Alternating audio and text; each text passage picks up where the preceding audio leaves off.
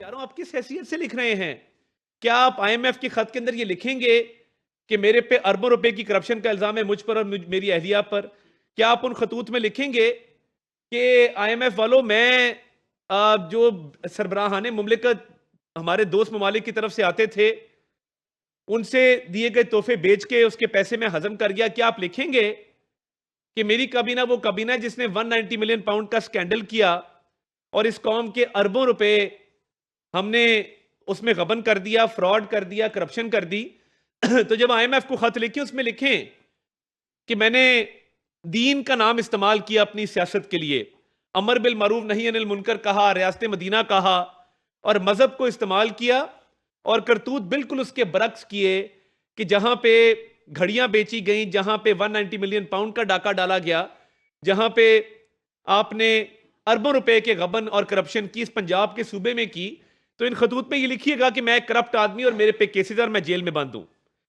मैं हैरान हूं कि सदर मुमलिकत आरिफ अलवी साहब, जे जो हमेशा अपने ओहदे के साथ ज्यादती करते आए हैं और वो सदारत के मनसब से इंसाफ नहीं कर सके, उन्होंने अपने हल्फ के साथ इंसाफ नहीं किया। बतौर सदर मुमलिकत आपने एक हल्फ लिया है कि आप आईने पाकिस्तान के वफादार रहेंगे, आप आइन की पासदारी करेंगे। मैं हैरान हूं कि कौमी असम्बली के इजलास के ऊपर अभी तक सदर मुमलिकत कोई फैसला नहीं कर सके। एक समरी सदर मुमलिकत को अरसाल की गई वजीर आजम हाउस की तरफ से, जिसमें कहा गया कि सोमवार को इजलास जो है वो कॉल किया जाए, 26 तारीख को। उस पर अमल दरामद नहीं हो सका और सदर साहब इजलास बुलाने से गुरेजा हैं, अपनी आईनी जिम्मेदारी निभाने से गुरेजा हैं।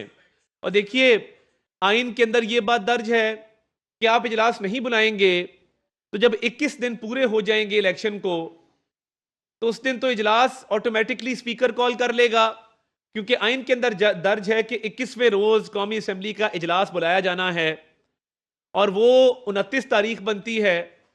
और जब आप 29 तारीख को देखेंगे कि इंशाल्लाह ताला इजलास होगा, हम तमाम मेंबरान कौमी असम्बली के नोटिफिकेशन हो चुके, रिजर्व सीट पे खवातीन के नोटिफिकेशन हो चुके, माइनॉरिटीज की सीट्स पे माइनॉरिटी मेंबरान के नोटिफिकेशन हो चुके।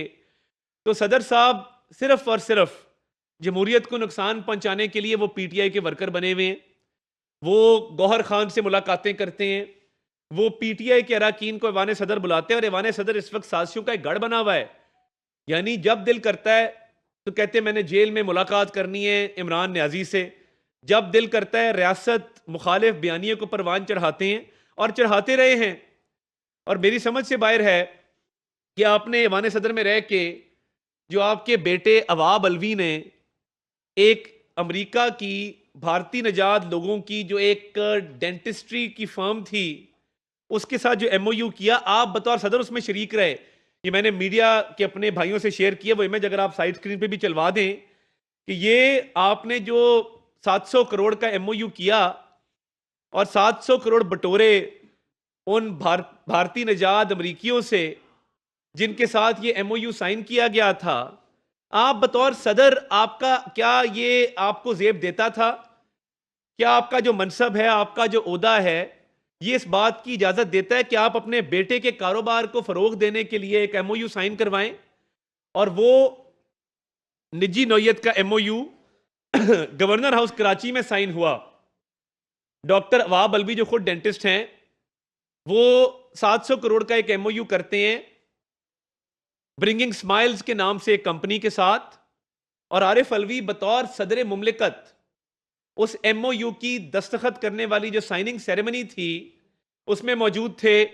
आपने अपने ओहदे का गलत इस्तेमाल किया, आपने अपने इख्तियारात का नाजायज इस्तेमाल किया। अपने बेटे की कंपनी का किसी और कंपनी के साथ था जिसमें भारतीय निजात अमरीकी मौजूद हैं और 700 करोड़ रुपए इनके बेटे ने कमाने थे। तो आरिफ अलवी साहब ने बतौर सदर मुमलिकत वहां पे उनकी मौजूदगी आप देख सकते हैं, वो तस्वीर है मौजूद है, गवर्नर हाउस का रिकॉर्ड मौजूद है कि वहां पे वो मौजूद थे।